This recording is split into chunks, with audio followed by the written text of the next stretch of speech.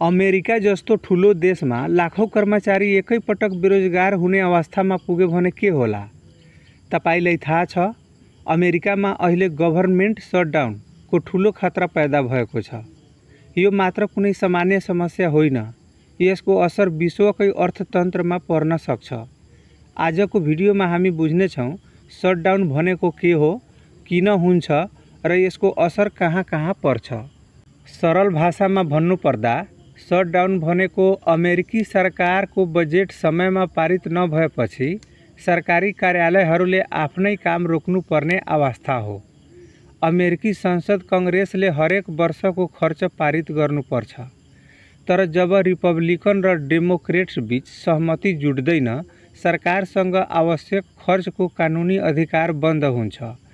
त्यसपछि सरकारी कार्यालयहरूले आफ्ना काम रोक्नुपर्छ, कर्मचारीहरूलाई बिदा दिनुपर्छ र अत्यावश्यक सेवा मात्र चलिरहन्छ।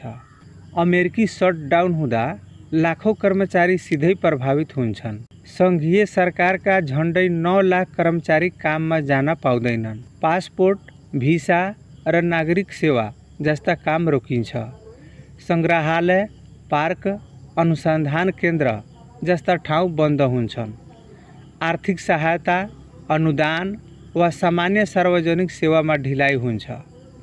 तर ध्यान दिनुपर्ने कुरा के हो भने सेना, एयर ट्राफिक कन्ट्रोल, स्वास्थ्य आपतकालीन सेवा जस्ता आवश्यक क्षेत्र भने बन्द हुँदैन।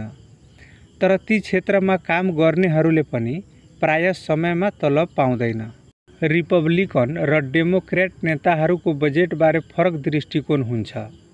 कोही खर्च घटाउने तर्क गर्छन् भने कोही स्वास्थ्य, शिक्षा वा आप्रवासनमा थप खर्च गर्नुपर्ने भन्छन्। यी विवाद टुङ्गोमा नपुग्दा बजेट पास हुँदैन र शटडाउन हुन्छ।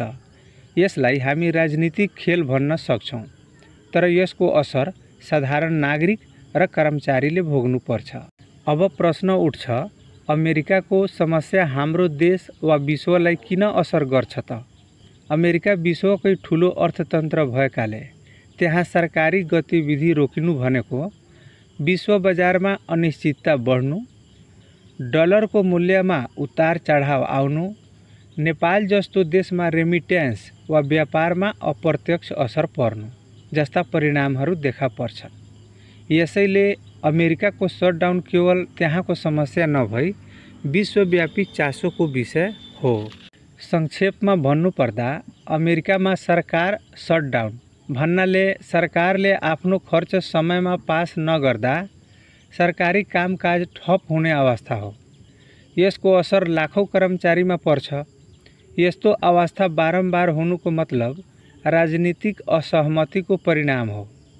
हामीलाई यसबाट सिक्ने कुरा के छ भने राजनीतिक सहमति र जिम्मेवार नेतृत्व कतिको जरुरी हुन्छ।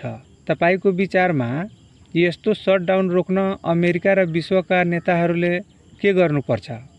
तल कमेन्टमा लेख्नुहोस् र यस्ता जानकारीमूलक भिडियोको लागि हाम्रो च्यानल सब्स्क्राइब गर्न नबिर्सनुहोस्।